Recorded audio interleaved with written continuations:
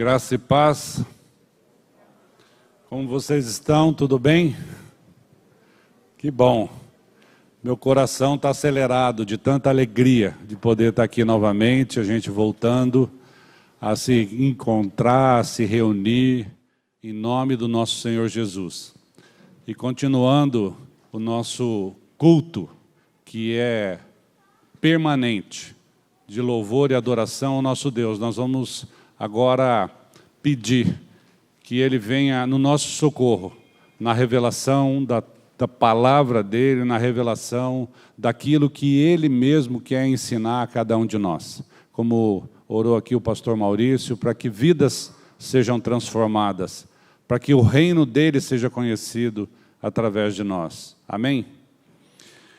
O nosso texto base do estudo de hoje está em Salmos, capítulo 1, dos versos 1 a 3, que nós vamos ler agora. E eu quero pedir para que a igreja, nós leiamos juntos esse salmo que está aí no comecinho do seu boletim. Todo mundo tem boletim aí? Está tudo certinho? Ok. Vamos lá então. Bem-aventurado o homem que não anda no conselho dos ímpios, não se detém no caminho dos pecadores e nem se assenta na roda dos escarnecedores. Antes, o seu prazer está na lei do Senhor, e na sua lei medita de dia e de noite. Ele é como a árvore plantada junto à corrente de águas, que, no devido tempo, dá o seu fruto, e cuja folhagem não murcha, e tudo quanto ele faz será bem sucedido.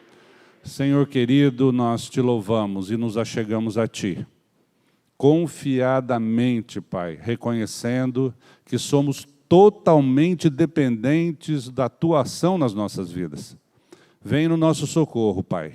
Vem nos ensinar nessa manhã de hoje. Em nome de Jesus. Amém. Ser feliz é o lema da cultura pós-moderna, e para conseguir esse objetivo, o caminho trilhado pela humanidade é o da autonomia, autossuficiência, autossatisfação e da autorrealização. Essa busca pela felicidade é, na verdade, uma desesperada procura pelo sentido da vida que foi perdido no Jardim do Éden no momento da queda. Essa é uma situação que persegue o homem desde a criação. E muitos são os caminhos e atalhos propostos, mas a verdade é que os atalhos levam à amargura e ao vazio. Por isso, Jesus chama a nossa atenção dizendo, em Apocalipse 3, 16 a 18, todos juntos: conheço as tuas obras, que nem és frio nem quente. Quem dera fosses frio ou quente. Assim, porque és morno, e nem és quente e nem frio, estou a ponto de vomitar-te da minha boca. Pois dizes, estou rico e abastado, e não preciso de coisa alguma, e nem sabes que tu és infeliz, sim, miserável, pobre, cego e nu. Diante dessa inquietude, o texto nos apresenta os dois únicos caminhos concretos que levam a destinos totalmente opostos: o caminho da vida e o da morte, sendo que apenas o primeiro nos leva à felicidade e à bem-aventurança. Nós vemos aqui que o mundo tem uma proposta, mas a palavra de Deus, através de Jesus Cristo, veio nos ensinar que nós devemos fazer escolhas na nossa vida. O mundo diz que tem caminhos, mas também tem atalhos. Aqui nós vemos que Jesus disse, olha, ou és frio ou quente. Ou seja, ou é uma coisa ou outra, não existe em cima do muro. Quando nós vemos esse texto aqui, eu gostaria de compartilhar com vocês aquilo que Deus vem me ensinando a respeito dessas escolhas. Aqui nós vamos ver que é melhor ser um ateu convicto do que um crente falso.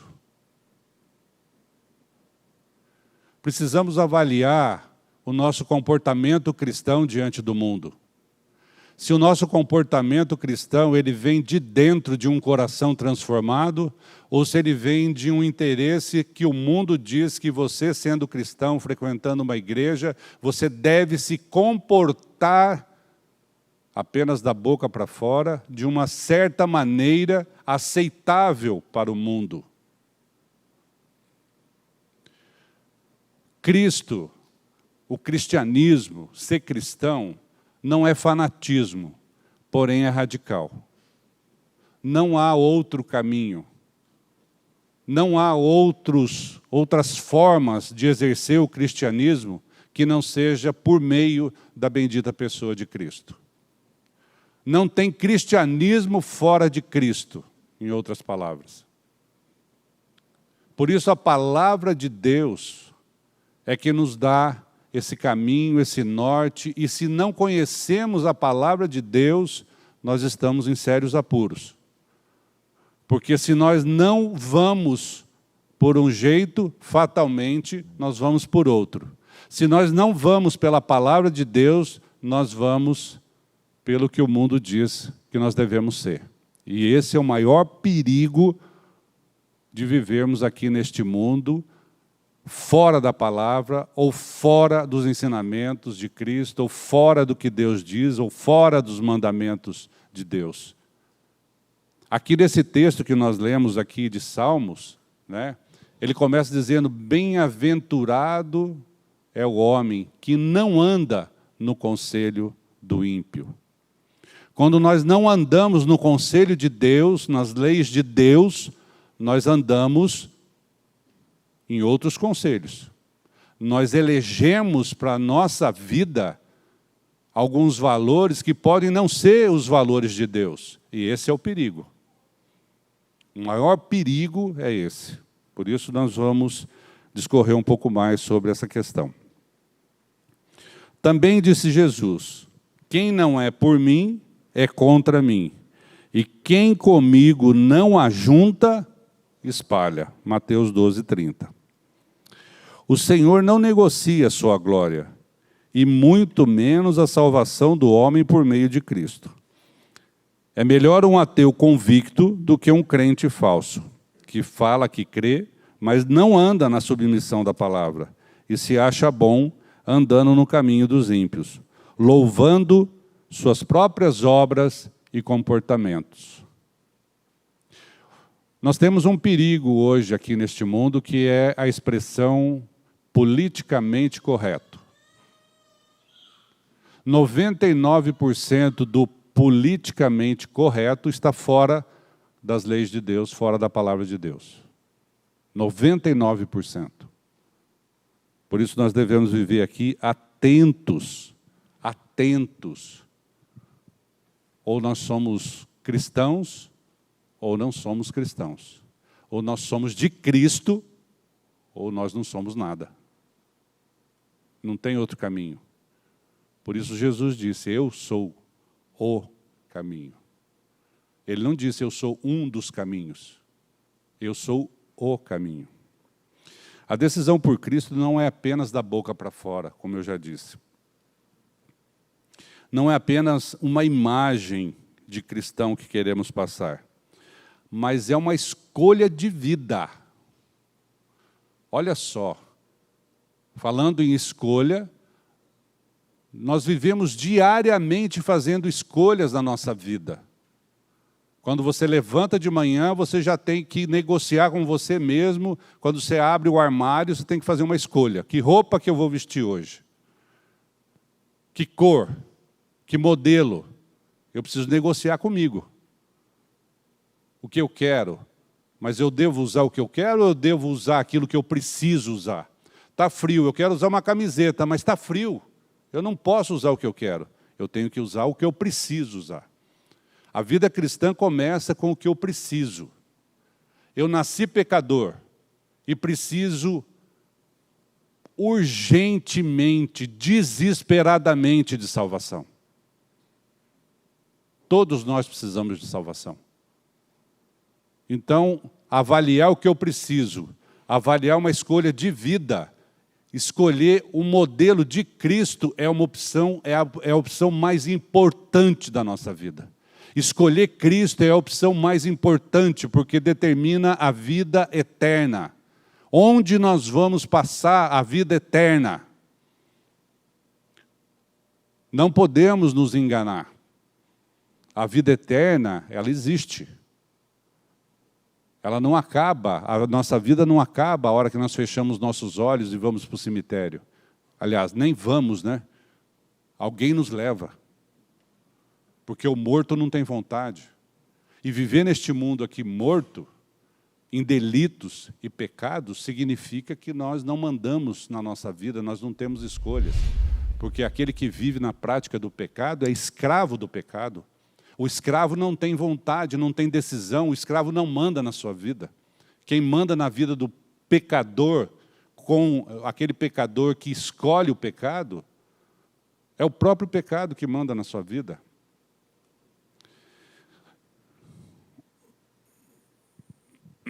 Nós precisamos entender e fazer as escolhas certas para que a nossa vida tenha sentido aqui.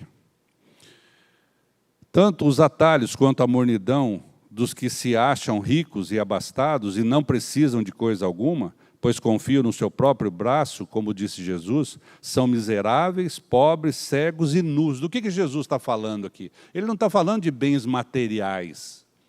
Ele está falando que bens materiais não mudam a sua vida no sentido de ter eternidade, no sentido de ter significado aqui neste mundo. Conhecemos muita gente que é totalmente despido de bens materiais, mas a sua vida tem um significado, faz diferença na vida da comunidade, da cidade, da entidade e onde quer mais que ela esteja participando. Mas essa pessoa não tem nenhum bem. Mas e aí? A sua vida faz diferença. É disso que Jesus está falando aqui. E por isso é melhor um ímpio convicto do que um crente confuso, pois o cristianismo é radical. Assentar-se, aqui eu quero dizer para vocês o seguinte, assentar-se na roda dos escarnecedores não é literal. A palavra de Deus ali no Salmo 1, ele não está dizendo, olha, eu não devo chegar e sentar numa rodinha, pegar uma cadeira, puxar uma cadeira e sentar numa rodinha e começar a escarnecer da palavra de Deus ou das coisas de Deus. Sentar na roda dos escarnecedores não é tão literal assim. Mas, muitas vezes, quando nós não tomamos posição, nós estamos também indiretamente escarnecendo. Quando nós percebemos os escarnecedores e ficamos junto deles, ainda que quietos, sem escarnecer, indiretamente nós estamos compactuando com aquela situação. Duas coisas, ou eu saio da roda, ou eu me posiciono, ou eu digo quem eu sou. Quem é a minha vida, quem é o Senhor da minha vida. E uma coisa muito bacana da gente fazer, às vezes você fala assim, Mário, mas eu não sei falar, eu não consigo falar. Gente, fala daquilo que Deus fez na sua vida. Você não consegue falar das mudanças que Deus fez na sua vida? Agora o pastor Eric acabou de falar aqui da história que o pastor Elcio contou, da mãe de família, que estava sem comida, pegou lá um inhame, que eu acho que nem todo mundo sabe o que é inhame, sabe? Hã? Os da roça sabem, né? O inhame é uma espécie de... parece uma mandioca, né? É um cará, né? Um negócio que é uma raiz que dá na beira d'água, muito comum, ela nasce sem você plantar. E aí aquilo vira alimento. Então, Até aquele inhame foi Deus que preparou. E aí o interessante é aquela mãe preparando aquele inhame e dizendo, conta quantas bênçãos. E eu fiquei pensando que ela estava ali somente com aquele inhame, mas lembrando de tudo que já Deus havia lhe dado na panela até chegar naquele inhame, durante a vida toda. O que nós fazemos quando nós temos dificuldades? A gente esquece tudo que passou. Tudo que Deus já fez, a gente quer saber do agora. Olha, hoje eu não tenho dinheiro para pegar o ônibus. Mas e até aqui? Você tem 40, 50, 60 anos de idade? E até aqui, o que Deus já fez? Anulou tudo? Não vale nada? Deus tem um propósito nessa falta de dinheiro. Com certeza, Deus está no controle. Com certeza, Ele está querendo te ensinar ou me ensinar alguma coisa. Porque Ele está no governo. Nada foge do controle do Senhor. Nada. Até um fio de cabelo da nossa cabeça, Ele conhece. Então, gente, nenhum pardal passa fome, porque Deus está no governo de todas as coisas. E essa é a convicção que nós devemos ter. No livro dos Salmos, Davi começa com a exaltação da palavra de Deus. Esse salmo é considerado o prefácio, pois apresenta em apertada síntese o conteúdo de todo o livro. O salmista quer nos alertar sobre o caminho para a felicidade e avisar-nos sobre a destruição certa dos pecadores, ou seja, buscar o prazer na lei do Senhor para a felicidade, em vez de andar no conselho dos ímpios para a destruição. Podemos notar que o assunto principal do Salmo é o progresso do pecado e a pureza do santo. Ele ensina o santo a sair do perímetro do pecado e andar em santidade. Encontrar a simplicidade de uma vida sobrenatural, proposta por nosso Pai Celeste, é aprender a submissão à palavra na sua essência.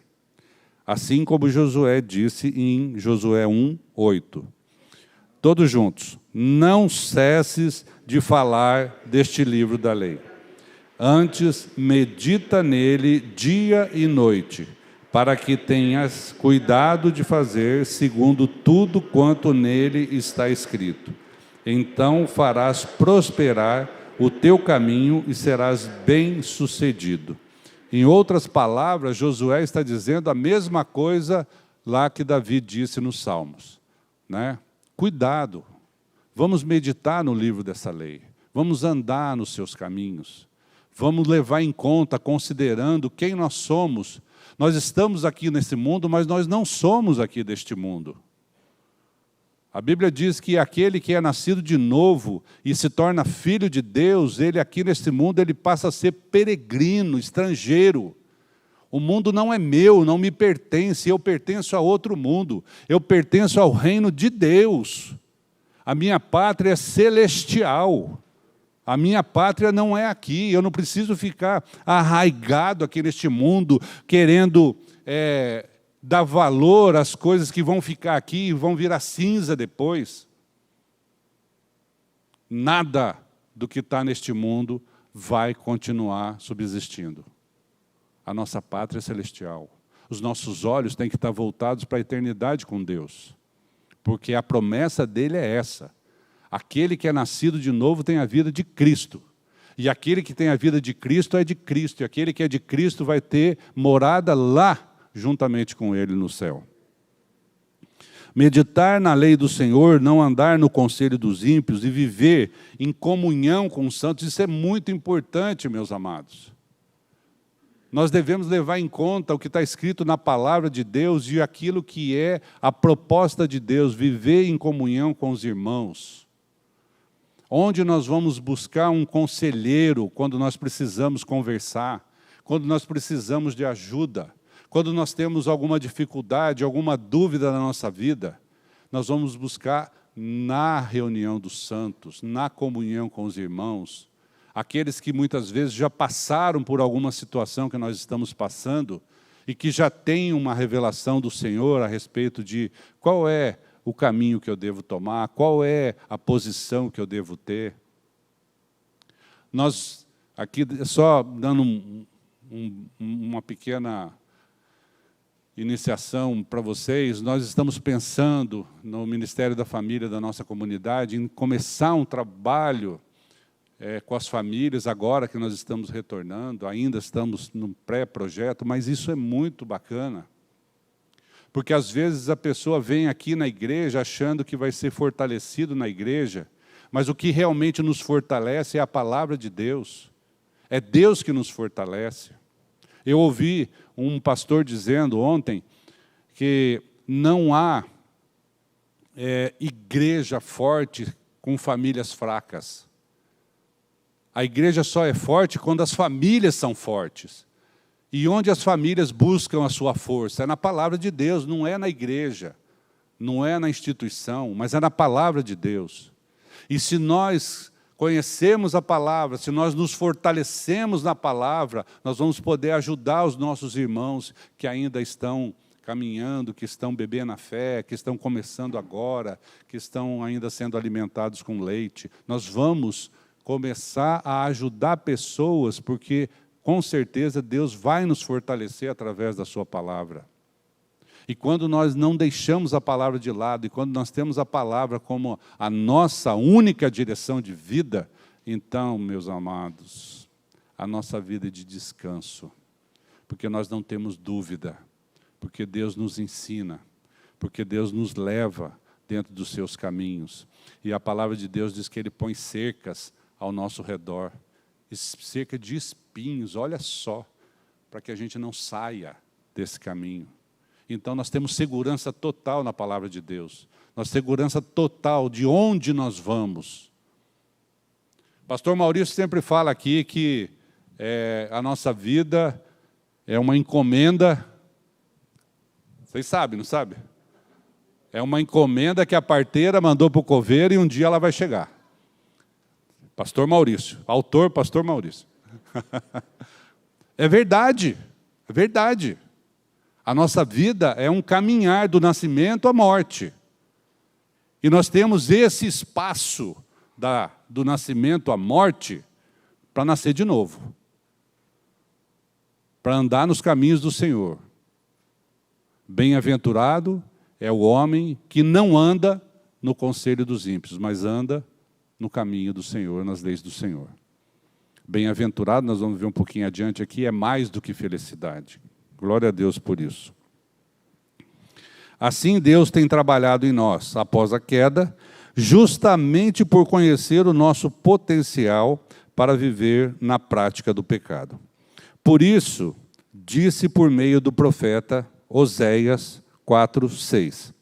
Todos juntos. O meu povo está sendo destruído, porque lhe falta o conhecimento. Porque tu, sacerdote, rejeitaste o conhecimento. Também eu te rejeitarei para que não sejas sacerdote diante de mim.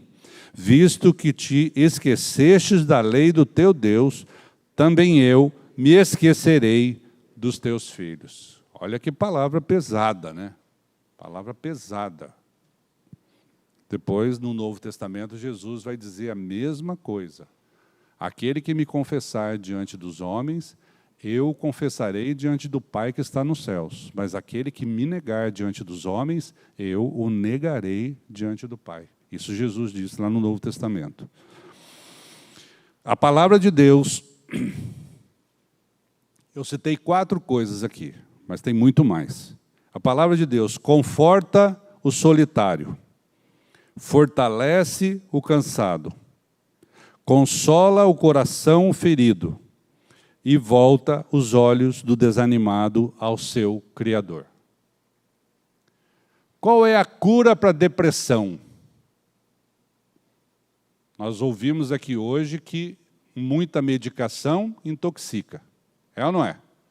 Qual é a cura para a depressão? A palavra de Deus. A palavra de Deus tira qualquer um da depressão. Porque a palavra de Deus tem poder. A palavra de Deus muda, transforma, ressuscita. A palavra de Deus salva, leva para a eternidade, dá descanso no nosso coração e cura a depressão de quebra. Porém, como seres... Vamos ler aqui um texto de Romanos 15:4.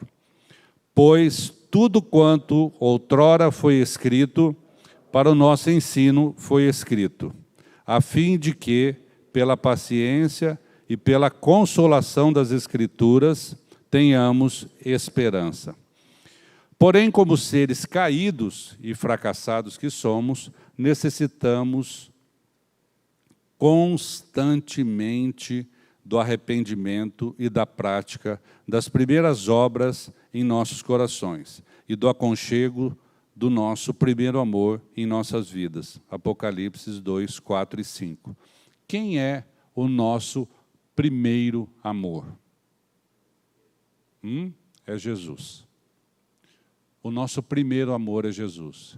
Então, quando você estiver se sentindo distante, quando você estiver se sentindo angustiado, aflito, quando você estiver necessitado, lembre-se do primeiro amor. Aquele que te salvou, aquele que deu a sua vida na cruz e morreu no seu lugar. Aquele que te levou a morrer juntamente com ele, tirou o pecado do mundo, colocou esse pecado do mundo no seu corpo. Ele que não tinha pecado, ele se fez pecado por nós. Ele tomou o seu pecado e levou no seu corpo. Ele deixou esse pecado sepultado. E na ressurreição, ele te deu e me deu uma nova vida. Essa alegria da nova vida deve ser o nosso caminho aqui neste mundo, deve ser o nosso testemunho. Essa nova vida de Cristo tem que ser de dentro para fora, não é só da boca para fora, mas é no nosso coração. A Bíblia diz que a nossa boca fala do que está cheio o nosso coração. Do que nós estamos falando, meus amados? Para onde nós estamos indo e levando os nossos filhos, a nossa família? O que a gente fala tem poder, a palavra de Deus tem todo o poder, mas o que a gente fala também tem poder. O que nós estamos falando aqui diante desse mundo caído? Qual o testemunho que a gente está dando? Pense nisso. Pense como está a sua família hoje. Refletindo estas verdades e olhando o Antigo Testamento por meio do Novo, vemos atualmente a diferença entre viver na esperança da chegada do Messias, que haveria de vir, e viver na certeza do Salvador, Jesus Cristo, que já veio e é a fonte de toda a nossa satisfação, alegria e felicidade.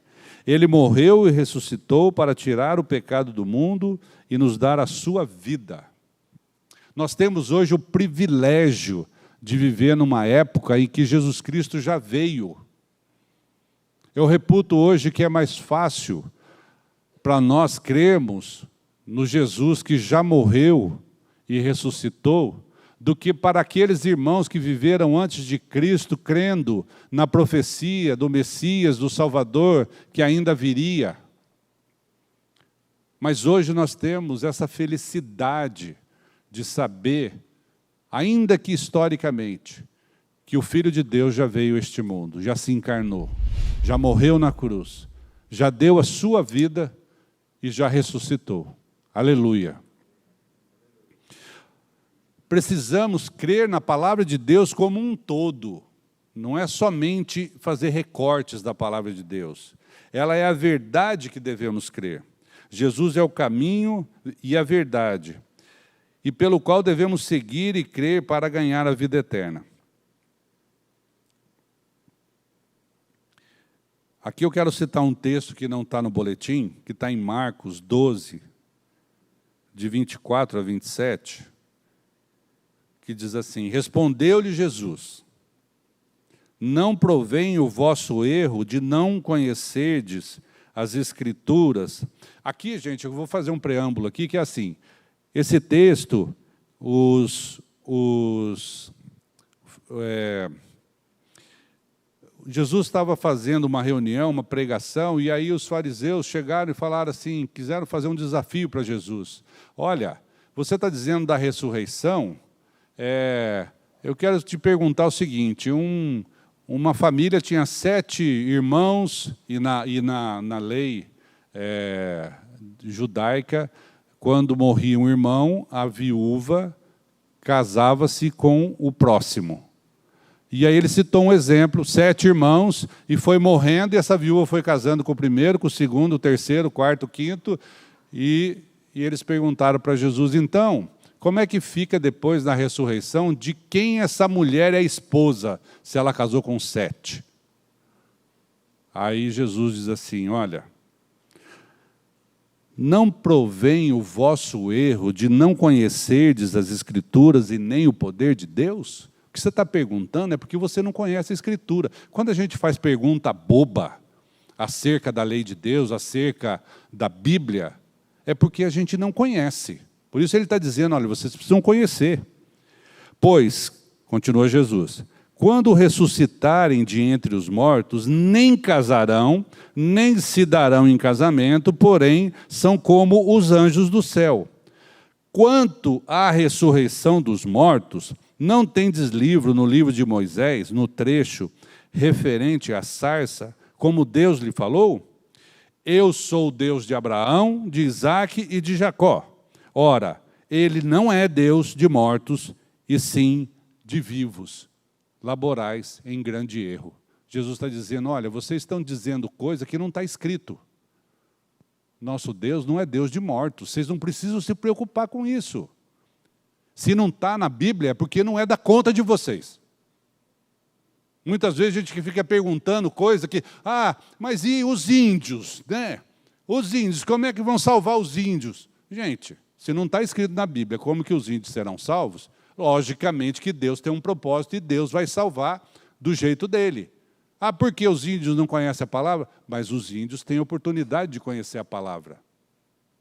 Os índios têm oportunidade de ter contato com a palavra. Então a gente fica querendo buscar, lá no meu reduto, lá a gente fala que procurar chifre na cabeça de cavalo, né? A gente fica procurando coisa onde não existe. Agora, se não está revelado, por que eu fico preocupado com isso e não vou atrás daquilo que está revelado e viver aquilo que está revelado? Por isso, a palavra diz, bem-aventurado o homem que não anda no conselho dos ímpios, não se detém no caminho dos pecadores e nem se assenta na roda dos escarnecedores, mas antes tem o seu prazer na lei do Senhor. Onde que está o seu prazer, o meu prazer? Né?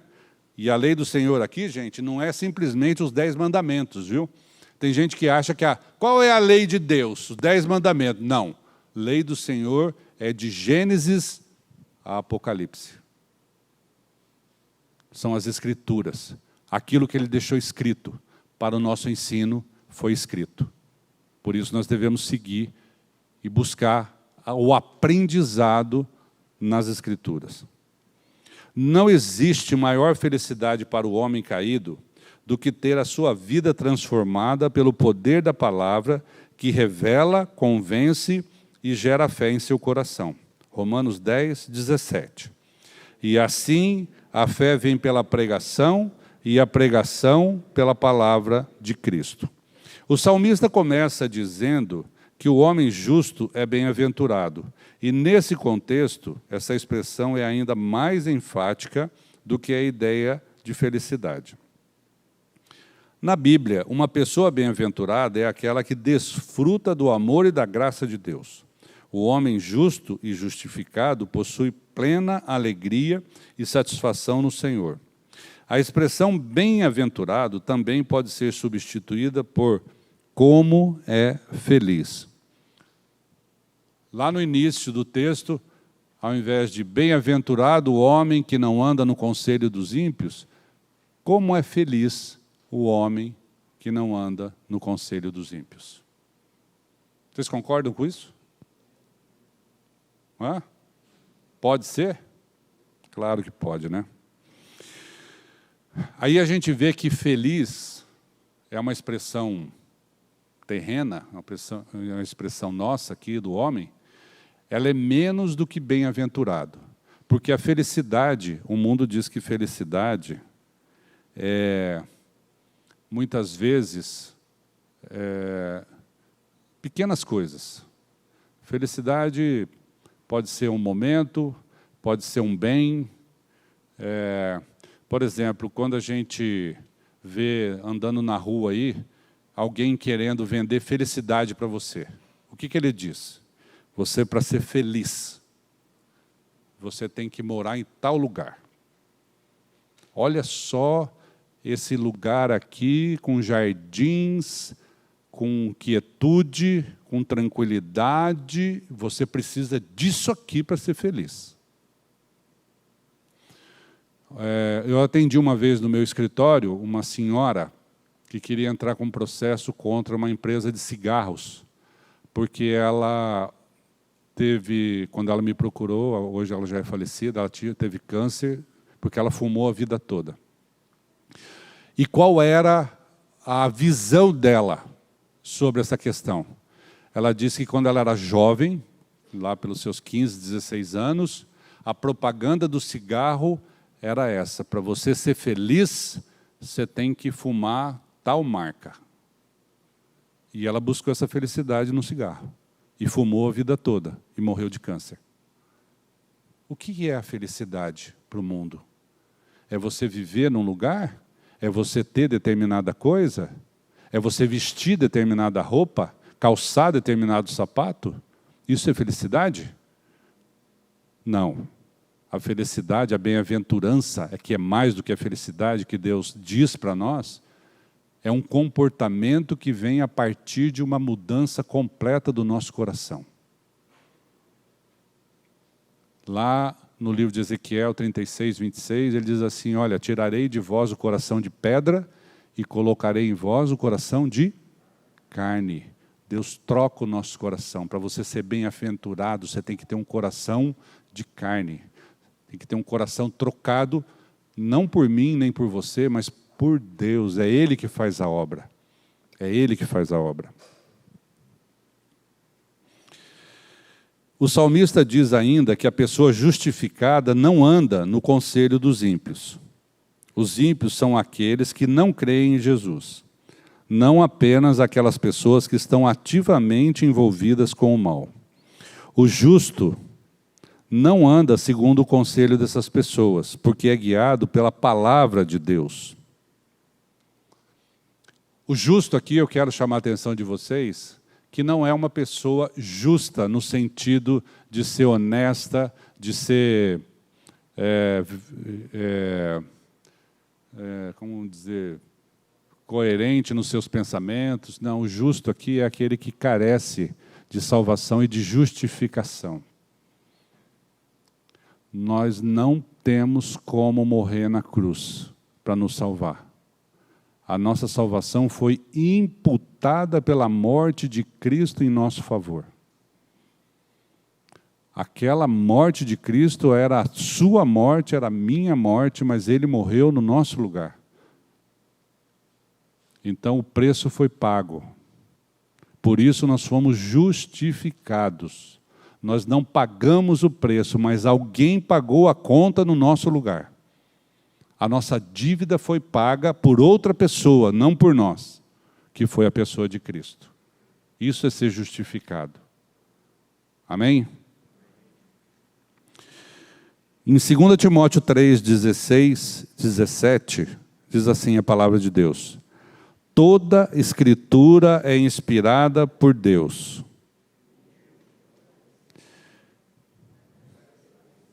Gente, vocês estão muito fraquinhos, hein? Vamos ler? Enche o peito aí. Vamos começar de novo. Toda a escritura é inspirada por Deus e útil para o ensino, para a repreensão, para a correção, para a educação na justiça, a fim de que o homem de Deus seja perfeito e perfeitamente habilitado para toda boa obra. Agora sim. Agora eu posso testemunhar, agora eu posso trabalhar, agora eu posso servir. Porque a motivação do meu serviço não é para mostrar para o mundo que eu sou um cristão no meu comportamento, mas a motivação do meu servir é de dentro. Eu tenho alegria em servir, eu tenho prazer em servir, eu tenho a felicidade, ainda que o mundo não entenda, mas é de saber que eu estou fazendo uma coisa para o reino de Deus e não para o mundo. Eu estou investindo no reino e não no mundo. O meu tesouro não está aqui. Eu estou fazendo o meu tesouro lá no céu. E aí sim, baseado na palavra, com fundamento no ensinamento da palavra, eu posso ter a minha vida transformada e posso servir com alegria aqui neste mundo. Ainda que as pessoas não entendam. Muita gente não entende o cristão. Aquele que não é cristão não entende o cristão. É ou não é? Por quê? Porque a palavra de Deus é loucura para o mundo. O mundo não entende, não compreende a palavra de Deus. Mas a palavra de Deus é o nosso guia, é o nosso caminho. A palavra de Deus é o nosso norte. Acerca disto, tem um autor americano chamado D.A. Carson, em seu livro A Conformação de Sua Mente, o Salmo 1, ele escreve assim. Esse versículo descreve, está falando aqui do Salmo 1. Esse versículo descreve em minúcias aquilo que o justo não faz e, em contrapartida, a forma como o ímpio age. Nesse contexto, depreende-se que a forma de agir do justo inclui desacelerar seu ritmo ao longo da vida. Conclui-se assim que o perverso não começa por andar e colher maus conselhos de outros ímpios. Não, desculpa, começa. O perverso, eu estou negando, né? Estou negando. O perverso começa por andar e colher maus conselhos de outros ímpios. Em outras palavras, é muito importante escolher aquele a quem você ouve.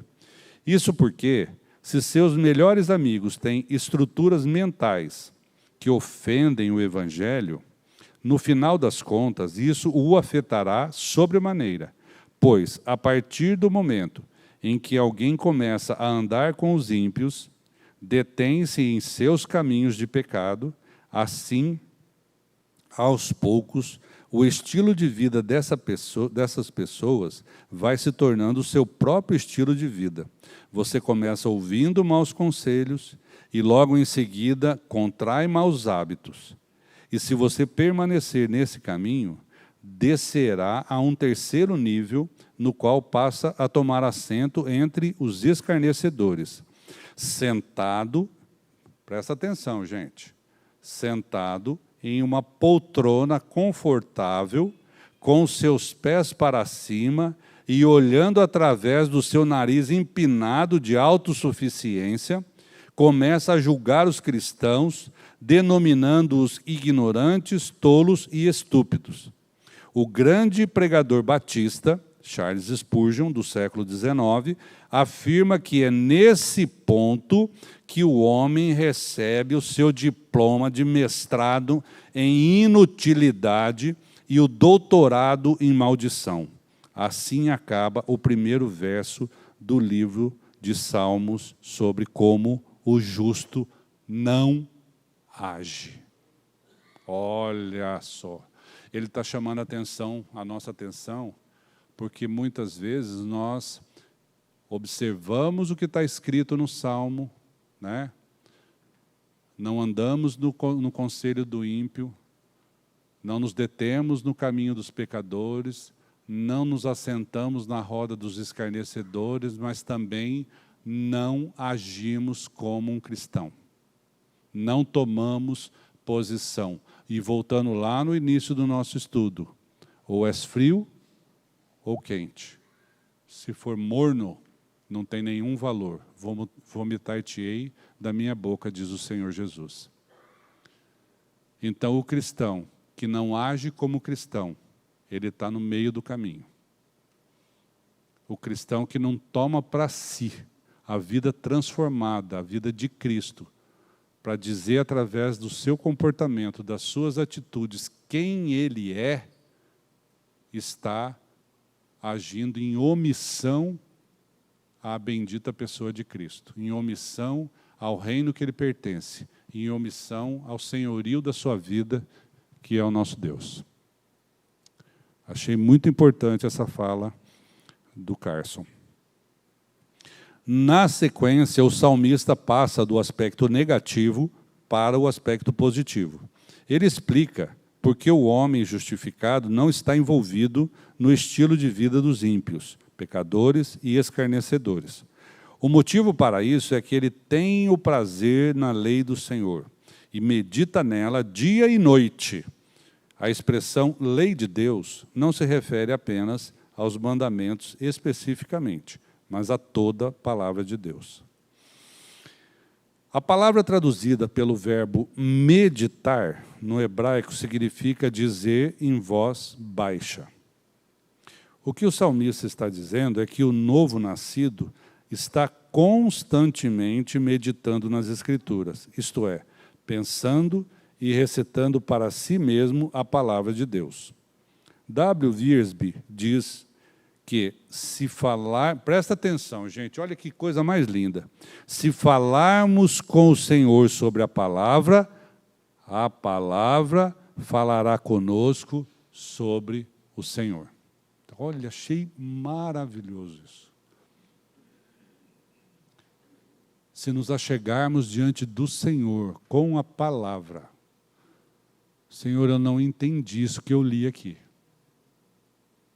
Quando eu comecei a estudar a palavra de Deus, pela graça dele, um dia ele olhou para mim, para minha esposa, e nos chamou para começarmos a estudar a palavra, e eu li a palavra, eu não compreendia.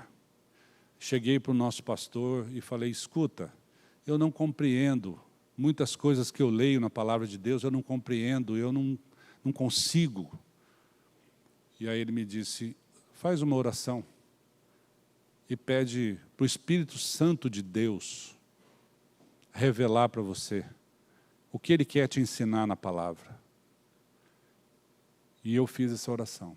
Meus amados do céu, parece que acendeu um farol em cima da palavra, assim, que tudo que eu lia, o Espírito vinha revelando, compreendendo, e a gente começou a estudar na minha casa, e aquilo foi sendo bênção para nós, foi mudando a nossa vida, dos nossos filhos, foi uma maravilha. Porque Jesus diz lá em João, se eu não me engano, João 14, que ele iria e deixaria o Consolador, que é o Espírito Santo, e qual é a tarefa do Espírito Santo aqui neste mundo? O Espírito Santo, o Consolador, ele convencerá o mundo do pecado, da justiça e do juízo. E a partir do momento que você tem no seu coração o convencimento de quem você é, pecador, carente, necessitado da graça e da salvação de Cristo Jesus, aquilo se torna uma realidade, você tem um desejo tão grande de alcançar essa salvação por meio de Cristo Jesus e de buscar a palavra de Deus e de conhecer esse Pai maravilhoso que te dá tudo o que você precisa, que te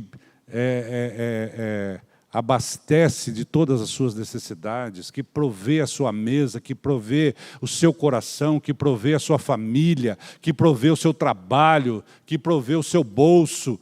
Esse Deus que não deixa nada fora do controle dele, e que ele é amoroso, que a vontade dele é boa, agradável e perfeita, tudo isso vem ser verdade na nossa vida, vem ser realidade na nossa vida. Aí sim, nós podemos andar de cabeça erguida e não ter nenhum receio de dizer ao mundo, eu sou de Cristo, Ele é o meu Senhor, Ele é meu tudo. Ele é suficiente para me dar tudo aquilo que eu preciso. E eu não dependo de nada daqui desse mundo. Isso sim é viver aqui baseado na lei de Deus, baseado na revelação das Escrituras. É maravilhoso isso. Por fim, o salmista compara o homem justificado como uma árvore plantada junto à corrente de águas. Essa é uma figura muito apropriada e frequente nas Escrituras para falar sobre as bênçãos de Deus sobre o seu povo. Uma árvore plantada onde a abundância de águas está sempre viçosa, florescendo e produzindo seus frutos na estação própria e adequadamente. O inhame, ele nasce na beira da água. Você nunca pode ver um inhame que não esteja viçoso. É ou não é, pastor Elcio? Agora, giou. Você olha, está tudo seco. Mas se você for lá na beira d'água e achar um pé de inhame, você vai ver que ele está viçoso. Porque ele está sendo alimentado constantemente por água abundante. Muita água. Água, nós cristãos sabemos, é o símbolo da palavra de Deus. Quando nós somos dessedentados pela palavra de Deus, quando nós somos alimentados pela palavra de Deus, então nós não temos nenhum receio.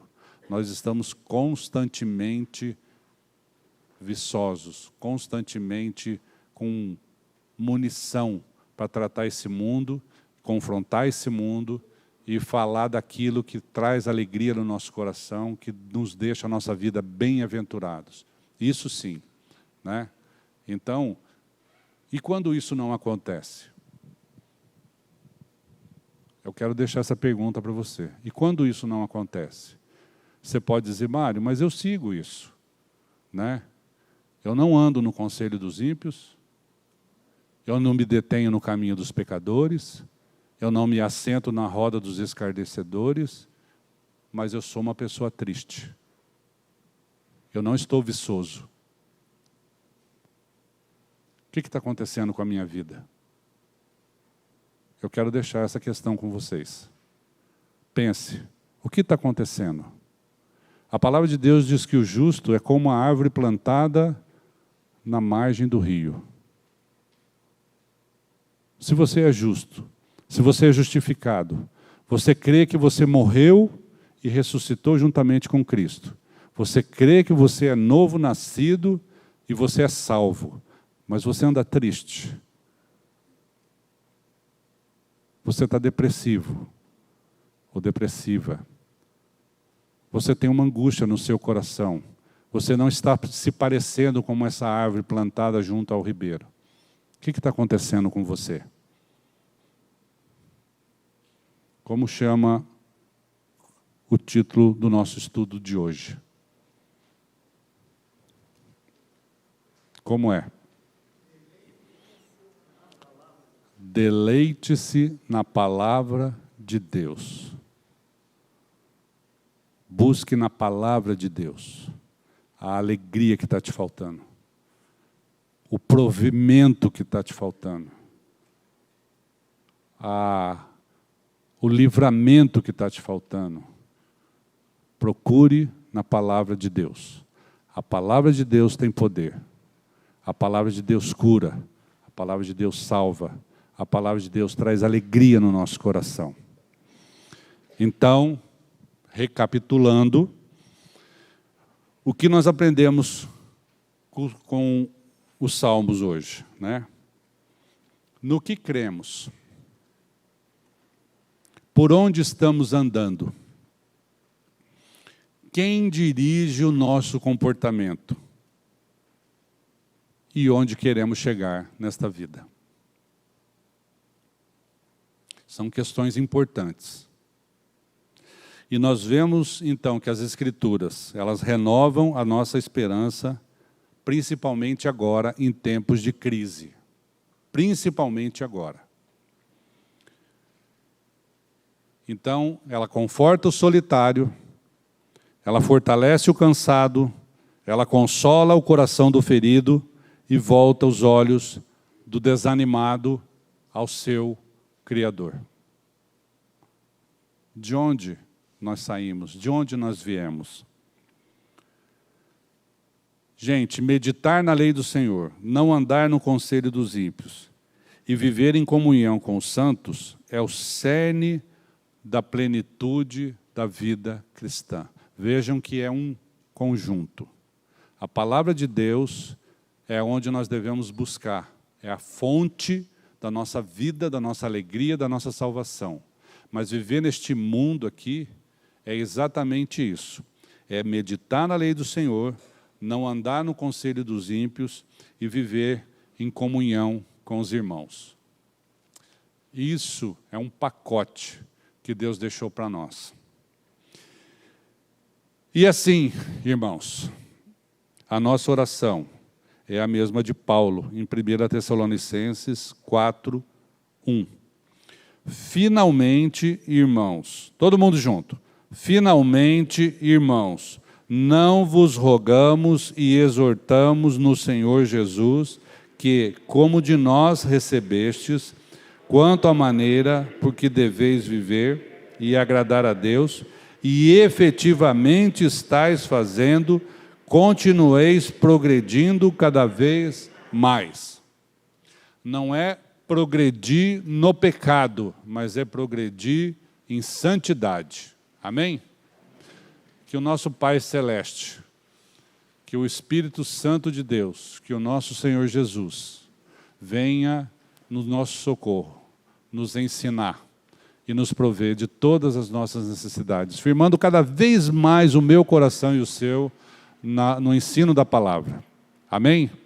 Agora nós vamos continuar o nosso culto com mais um louvor e eu quero me despedir de vocês com uma oração. Pai querido, nós te louvamos por esse momento precioso. Queremos te agradecer pela comunhão com os irmãos, Pai. Te agradecer pela tua direção. Pedimos também por aqueles irmãos que estão em suas casas, através da internet, Pai. Que o Senhor esteja olhando por cada um deles. Livra-nos de todo o mal. Em nome de Jesus. Amém.